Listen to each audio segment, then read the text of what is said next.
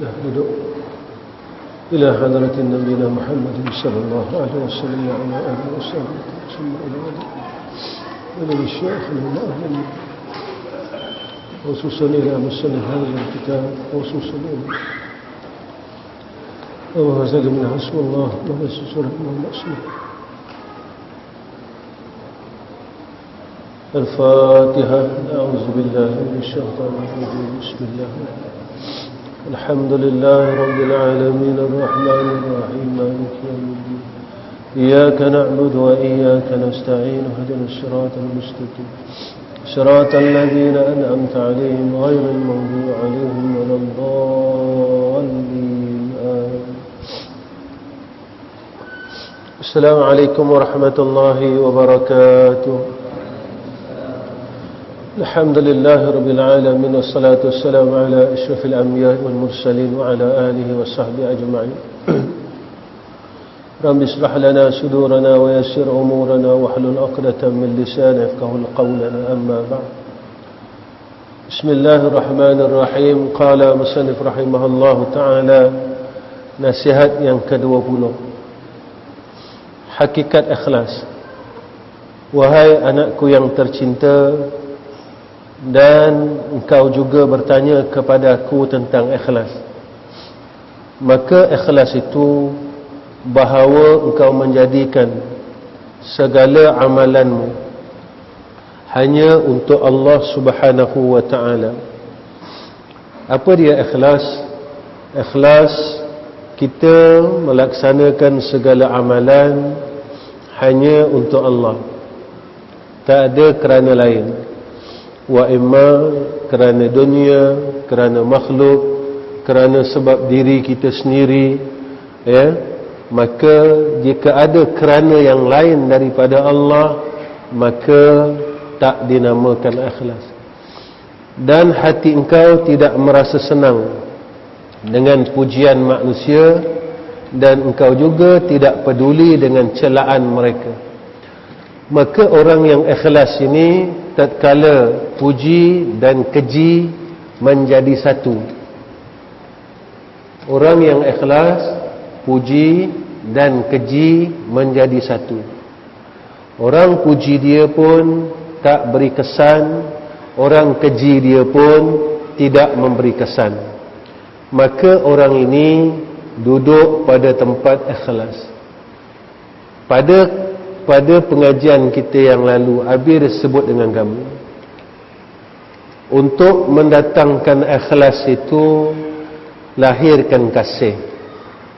Kalau seseorang itu melakukan dengan sebab kasih dan sayang, maka pada ketika itu dia buat kerana Allah Subhanahu wa ta'ala. Lahirkan kasih. Macam mana nak lahirkan kasih? Maka sering melihat akan segala anugerah yang Allah bagi pada kita. Nikmat hidup yang kita tak mampu nak balas, nikmat sihat yang kita tak mampu nak balas. Segala anugerah yang Allah bagi kat kita, ada isteri, ada keluarga, ada kasihnya, ada sekalian orang yang menyayangi kita di sekeliling kita, tak mampu kita nak balas. Maka tatkala itu, maka lahir dalam diri kita akan kasih kepada Allah. Kerana apa? Kerana setiap nikmat yang Allah berikan kepada kita tidak akan sekali-kali mampu untuk kita balas. Dengan semayang sunat 2 rakaat tak mampu balas. Dengan kita khatam Al-Quran masih lagi tak mampu balas. Masih lagi tak mampu balas segala nikmat yang Allah telah kurniakan kepada kita. Sebab itu kita buat ini sebab aku sayang Allah, ya, maka dapat melahirkan akan ikhlas. Nasihat yang ke-21, hakikat riya. Wahai anakku yang tercinta, dan jika engkau juga bertanya kepada aku tentang riya, maka riya itu sebenarnya lahir daripada merasa membesarkan makhluk. Sebab ada rasa nak besarkan makhluk. Sebab itu kita akan menunjukkan akan pekerjaan kita pada makhluk, kerana masih tersangkut dengan makhluk di sekeliling kita. Sebab itu apabila kita boleh menghilangkan akan sekalian makhluk dalam hidup kita dan dalam diri kita, maka kita selesai masalah riya. Tapi kalau kita masih lagi kerana makhluk, maka tak dapat kita menyelesaikan akan sifat riak di dalam diri kita. Dan cara menghilangkannya ialah bahawa engkau melihat makhluk itu diarahkan oleh takdir Tuhan.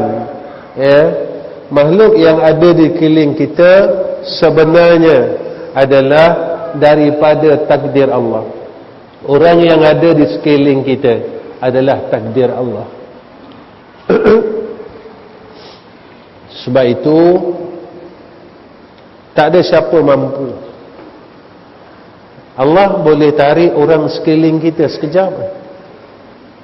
Allah boleh ambil orang sekeliling kita sekejap. Dengan tidak payah ada asbab, dengan tidak payah ada sebab-sebab yang kita boleh terima pada akal. Kerana kita ini adalah dalam takdir Allah, dan orang yang ada di sekeliling kita juga, yang dekat dengan kita, adalah daripada takdir Allah. Daripada takdir Allah. Sebab itu kalau kita ingat, segala apa yang berlaku dalam diri kita tak boleh lari daripada akan kehendak daripada Allah. Sebab itu kita sebagai hamba Allah, kita kena berdoa agar takdir yang tidak baik itu dihindarkan, tidak dikurniakan ke atas kita oleh Allah Subhanahu wa ta'ala. Dan engkau merasakan bahawa mereka itu tidak ubah seperti benda-benda yang beku, yang tidak mempunyai sebarang kemampuan untuk menyampaikan kerehatan atau kemudaratan. Dalam hati kita, kita kena berpegang, makhluk yang ada di sekeliling kita tak mampu bagi kita manfaat, tak mampu bagi kita mudarat. Sebab itu Nabi ajar kita tentang zikrullah yang kita baca pada lepas subuh, lepas asar. Allahumma la mani'a lima a'taita wa la mu'tiya lima mana'ta wa la radda lima qadaita wa la yanfa'ul zal jaddi minkal jadd.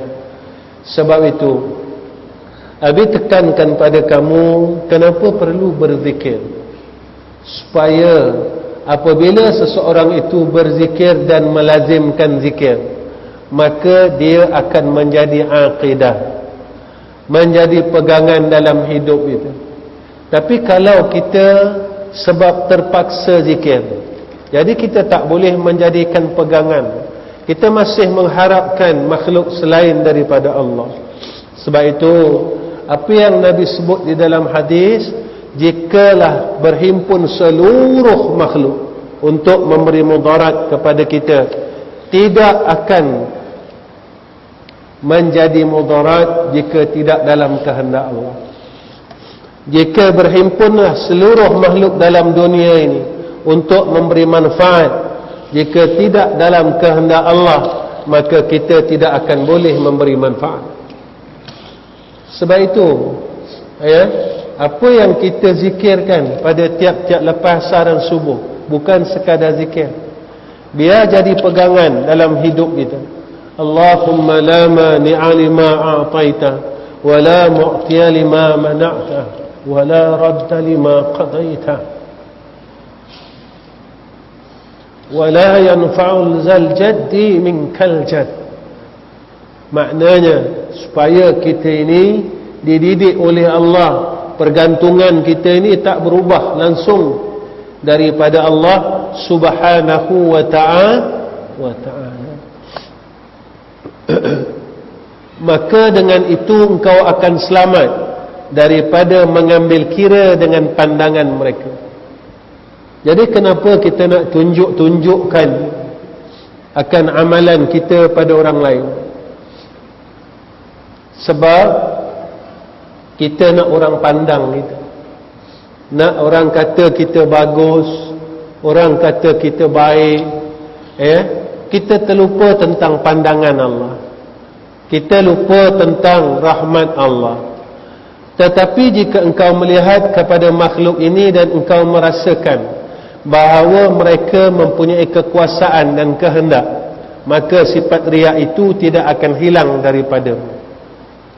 Selagi mana kita tidak boleh buang dalam diri kita, manusia mempunyai kuasa yang boleh memberi manfaat dan mudarat,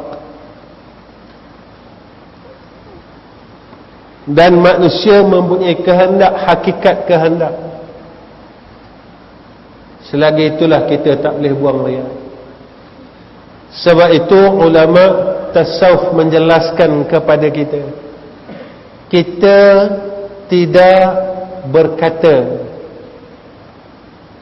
manusia mempunyai hakikat kuasa boleh memberi mudarat dan manfaat, tetapi kita berbuat seolah-olah makhluk ini boleh memberi mudarat, boleh memberi manfaat. Kerana apa? Abi bagi contoh macam ni. Jika ada orang kaya yang selalu bantu kamu, ketika itu kamu akan jaga dia seolah-olah orang itulah dapat memberi mudarat dan manfaat. Kita terlupa yang memberi hidayah dan taufik dan yang memetik hati-hati orang ini untuk membantu agama Allah adalah Allah Subhanahu wa ta'ala. Jika Allah tidak menghendaki seseorang itu untuk berbuat baik, maka seseorang itu tidak akan mungkin boleh berbuat baik. Tetapi kita lebih menjaga makhluk daripada Khalik yang memetik akan hati-hati sekalian makhluk ini untuk bersama-sama dalam berbuat kebaikan dan manfaat pada agama. Lalu kita lebih menjaga makhluk daripada Khalik.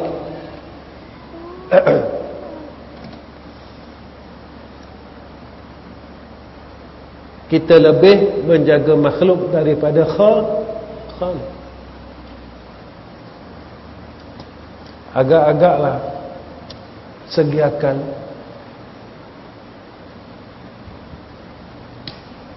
Allah marah.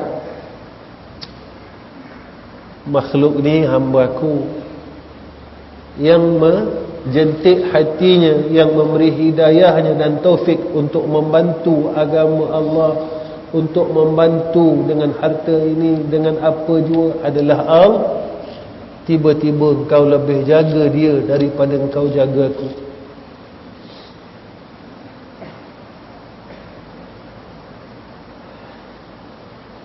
Pada Allah laisa kamitslihi syai'un. Sebab itu setiap apa yang kita buat, jangan berpaling daripada Allah. Menjaga akan makhluk itu berteraskan, berasaskan, iaitu hubungan dengan Allah. Berbuat kebaikan kepada sekalian makhluk berteraskan, berasaskan Allah. Kita kalau orang tak tolong kita cukup takut, tetapi kita tidak takut jika Allah tidak tolong kita.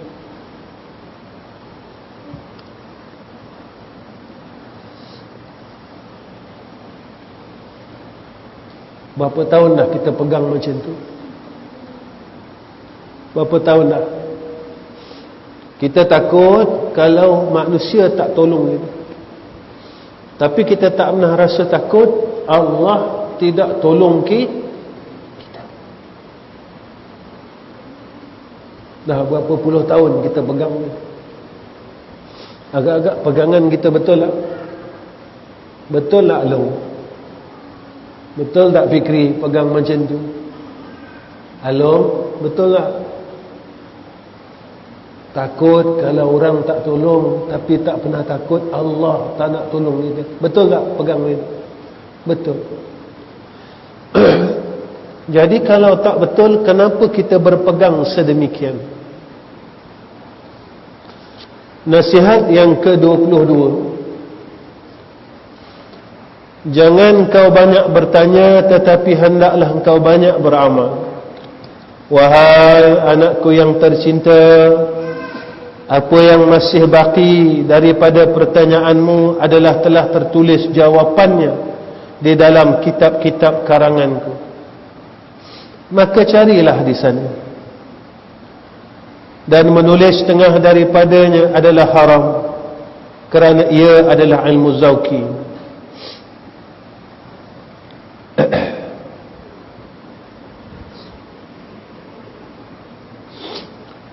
Dan beramallah dengan ilmu yang telah engkau ketahui, supaya terbuka bagimu hijab ilmu yang belum engkau ketahui. Jadi dalam ilmu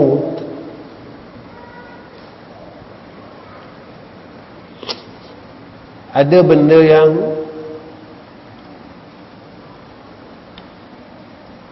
kita kena tanya, ada benda yang kita tak payah tanya, kita beramal. Tapi murid sekarang dia banyak tanya. Jika contohnya guru kita suruh beramal, contoh dia macam ni: bacalah selawat sekian banyak. Kita pun banyak tanya, nanti dapat apa ya? Lagi satu, macam mana? Kalaulah kita beramal, selalu kita tanya, kenapa ya tak selesai? Saya dah baca tak selesai. Jangan tanya,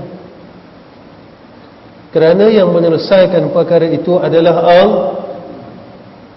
Kenapa kita tak nak bersungguh-sungguh beramal? Sebab kita rasa manusia boleh selesaikan. Manusia tak boleh selesai. Sebab itu kadang-kadang kita terlupa mengadu dengan Allah Subhanahu wa ta'ala. Kita banyak mengadu lagi dengan manusia di sekeliling kita. Lebih kita banyak mengadu kepada Allah Subhanahu wa ta'ala. Abi nak tanya kamu lah, Rasulullah ni,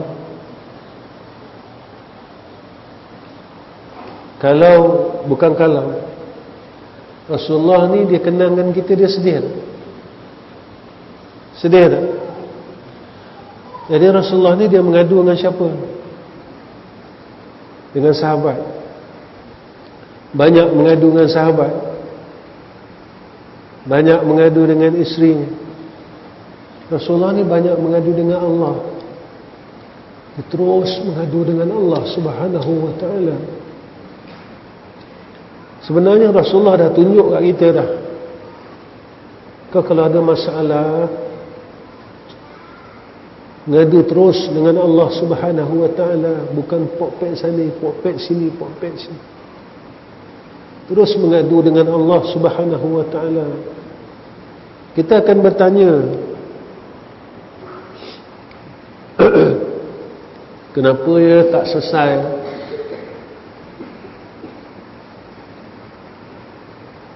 Sebab kita tak nak mengadu sungguh-sungguh. Kita tak reti nak mengadu sungguh-sungguh. Seorang anak, dia ada masalah, lalu dia jumpa mak dan ayah dia mengadu. Tapi kita tak boleh nak mengadu dengan Allah macam mana kita mengadu dengan mak ayah kita, lebih daripada itu. Cakaplah dengan Allah, mengadu dengan Allah. Kalau aku bodoh, cakap. Kalau aku buat salah, cakap. Kalau aku ada masalah, cakap, ngadulah terus dengan Allah Subhanahu wa ta'ala. Wahai anakku, selepas hari ini jangan kau banyak bertanya kepadaku daripada segala kemuskilan, kecuali hanya dengan lidah hatimu. Dan ini adalah berdasar firman Allah Ta'ala, walau annahum sabaru hatta takhruja ilaihim lakana khairan lahum.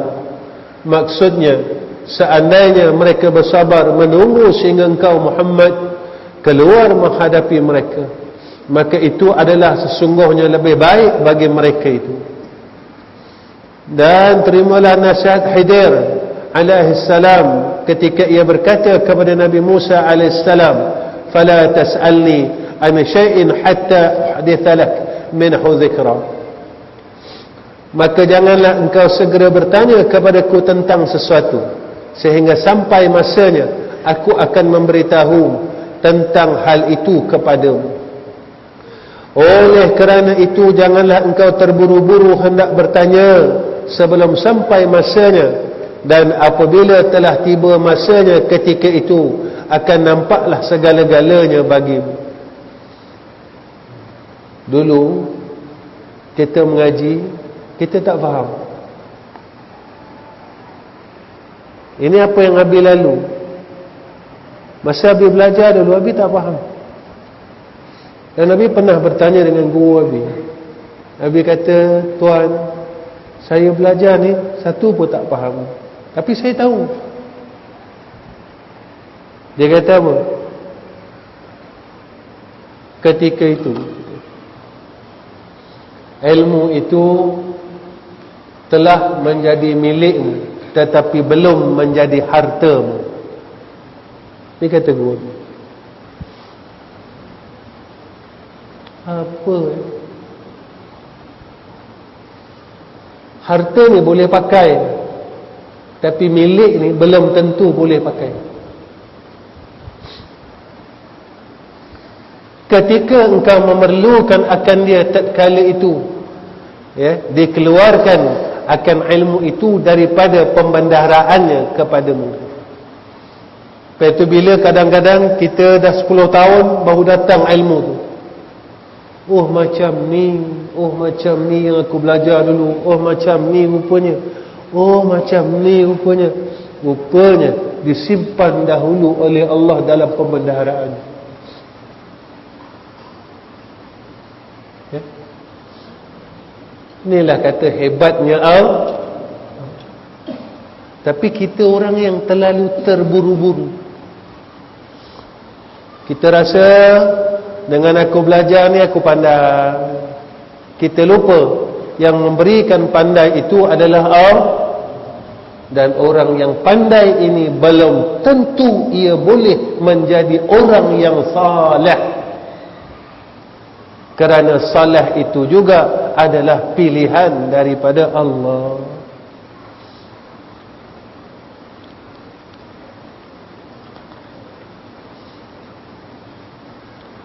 Firman Allah Ta'ala, sa'urikum ayati fala tasta'jilun. Maksudnya selagi akan aku perlihatkan akan kamu akan tanda kebesaranku, maka jangan kamu terburu-buru mendesak. Maka jangan engkau bertanya sebelum tiba masanya, dan yakinlah bahawa engkau tidak akan sampai ke penghujung jalan kecuali apabila engkau terus berjalan. Kita kadang-kadang bukan dengan orangnya, dengan Allah kita tanya. Kenapa lambat sangat ya? Kenapa tak selesai ya? Kenapa ya? Kenapa ya? Kenapa ya? Sampai kita boleh buruk sangka dengan Allah. Betul Abi ni selalu pesan dengan kamu. Rahmat Allah ni luas. Allah takkan sekali-kali meninggalkan hamba-Nya. Takkan. Tapi yang selalu meninggalkan Allah kita. Selalu macam tu. Selalu kita tinggalkan dia, kita lupakan dia, kita tak pedulikan dia. Itu yang kadang-kadang bila Abi cakap benda ni, Abi rasa sedih sikit. Kita masih bertuhankan diri sendiri. Jadi bila kita perlu, kita ambil Allah, kita pergi dekat Allah. Bila kita tak perlu, kita tinggalkan dia. Bila kita susah, kita cari dia. Bila kita senang, kita tak pedulikan, ingat pun tak. Itulah guru Abi pesan, mujurlah ada semayang 5 waktu dia. Itulah masa kau ingat dia. Kalau tak adalah semayang 5 waktu ni, nescaya kau akan lupa Allah Subhanahu wa ta'ala sepanjang hidup kau. Itu yang kadang-kadang Abi selalu cakap perkara ni. Sebenarnya kita dengan Allah ni, kita anggap Allah ni siapa? Macam tu. Kita anggap Allah ni siapa? Abi mintalah korang duduk dalam hidup korang ni,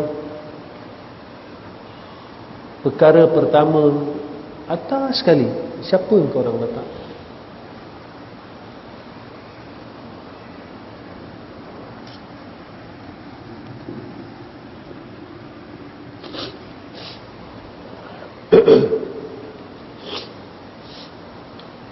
Kerana firman Allah, awalam yasiru fil ardi fayanzuru, maksudnya apakah mereka tidak mahu berjalan di atas muka bumi ini lalu mereka dapat melihat segala sesuatu untuk menjadi iktibar.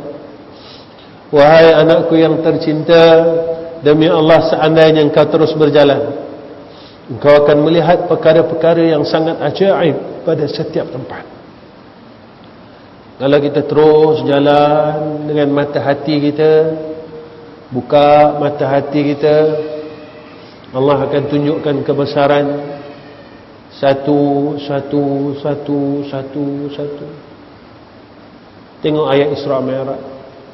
Subhanallazi asra bi'abdihi laylan minal masjidil haram ilal masjidil aqsa alladzi barakna haulahu, berkat sekeliling, linuriyahu min ayatina, Allah memperlihatkan akan kebesarannya pada Sayyidina Rasulina Muhammad sallallahu alaihi wasallam. Perkara yang orang lain tak dapat tengok, Nabi dapat tengok. Linuriyahu min ayatina. Tu Isra, jalan, terus jalan. Jangan habis selalu tepuk, dunia ni tempat kita berjalan, tapi jangan leka. Tak salah, kau nak buat apa buatlah, tapi jangan sampai kau tak boleh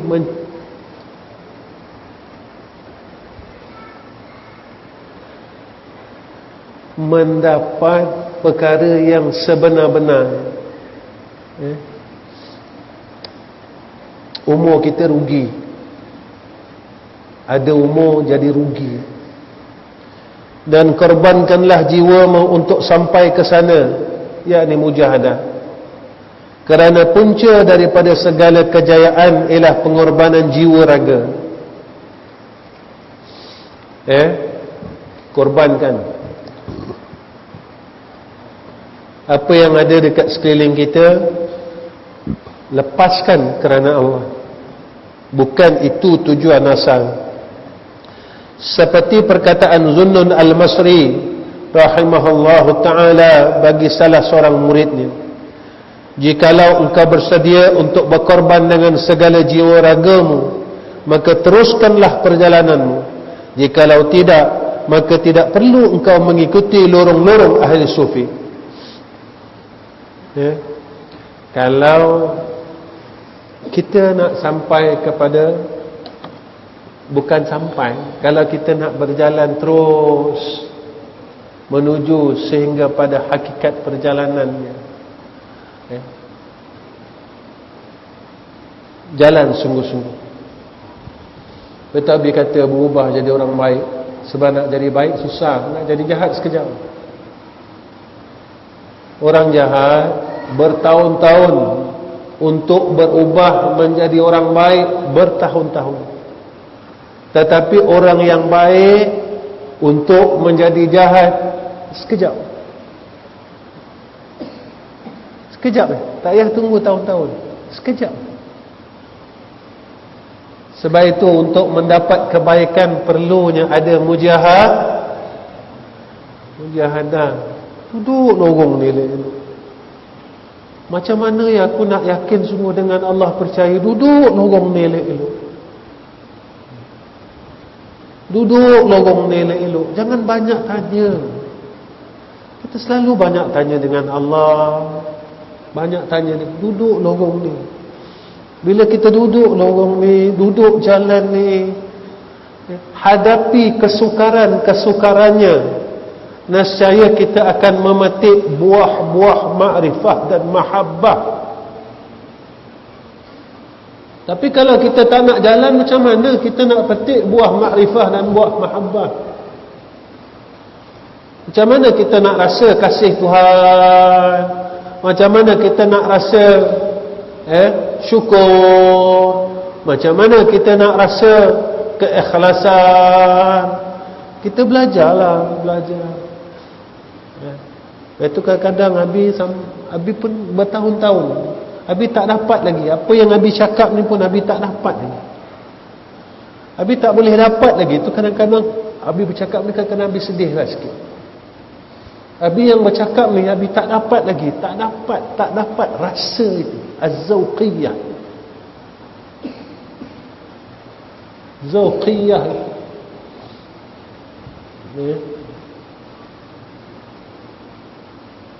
Umur dah 50 lebih, Abi tak boleh dapat lagi rasa itu.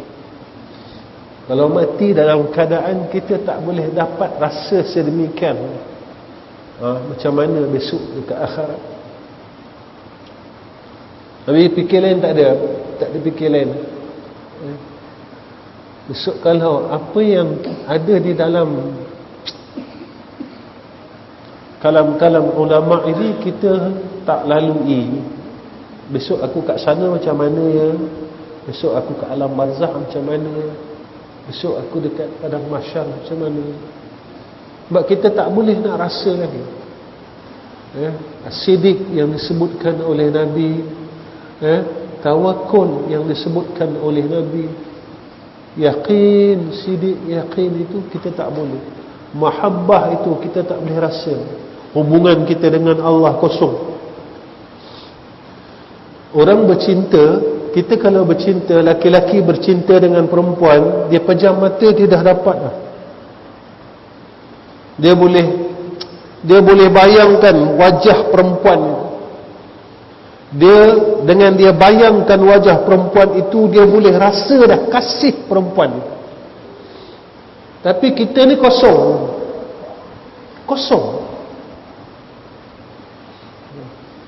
Bila kita ni tengah takarrub, tengah tawajuh, tak ada rasa apa-apa, kosong. Bila kosong itu, di mana aku? Kita kata kita cinta Allah. Bagi Allah laisa kamitslihi syai'un, tapi dalam menjelaskan ilmu, kalau dengan orang kita boleh rasa ini jalannya.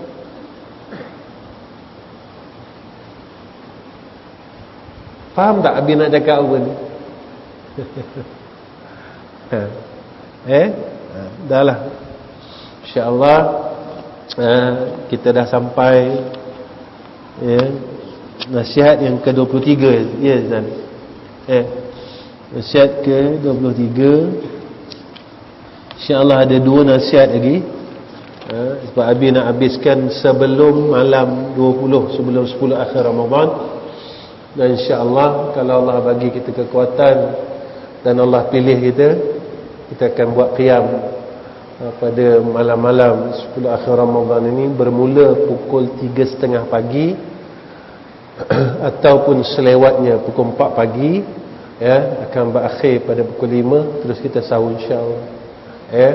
Dan Nabi tak ada paksa siapa-siapa untuk naik untuk qiyam pada 10 malam yang terakhir, kerana bagi Abi, jika Abi dipilih juga oleh Allah, dan Abi akan terus buat macam mana setiap tahun, tepat masanya Abi akan terus salat, dan Abi tak ada tunggu siapa-siapa, kerana Abi berpegang jika kita tidak dipilih oleh Allah, maka tetap walaupun dengan jalan marah sekalipun, dengan jalan kata-kata sekalipun, tetapi jika tidak dipilih oleh Allah, tetap tidak akan dipilih oleh Allah Subhanahu wa taala.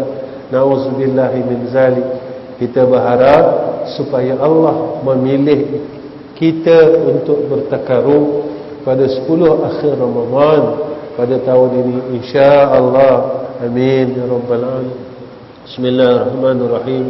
Alhamdulillahirabbil alamin, wassalatu wassalamu ala asyrafil anbiya'i wal mursalin wa ala alihi wa sahbihi ajma'in. Allahumma jammilna bil afiyah was salama wa haqqikna bit taqwa wal istiqamah wa a'izna min mujibatin nadama innaka as-sami'ud du'a. Allahumma inna nas'aluka al-huda wat tuqa wal afafa wal ghina. Allahumma inna nas'aluka al-huda wat tuqa wal afafa wal ghina. Allahumma inna nas'aluka al-huda wat tuqa wal afafa wal ghina. Ya Allah, kurniakan atas kami sifat khasyah ya Allah, kurniakan atas kami sifat taqwa ya Allah, kurniakan atas kami sifat khauf yang telah Engkau kurniakan ke atas hamba-hamba-Mu yang Kau sayang ya Arhamar Rahimin. Ya Allah, kurniakan atas kami sifat sidik benar pada akidah kami dan amalan kami. Ya Allah, kurniakan atas kami kekuatan yakin ke hadrah-Mu ya Allah dalam segala urusan kami dan hidup kami. Kami hanya semata-mata bergantung kepada Engkau ya Arhamar Rahimin. Ya Allah, jadikan harapan kami terus kami berharap kepada Engkau ya Allah. Jangan Engkau palingkan hati kami selain daripada Engkau ya Zal Jalali wal Ikram. Wa sallallahu ala sayyidina Muhammad wa ala alihi wa sahbihi wa baraka wa sallam. Walhamdulillahi rabbil alamin. Taqabbalallahu minna wa minkum.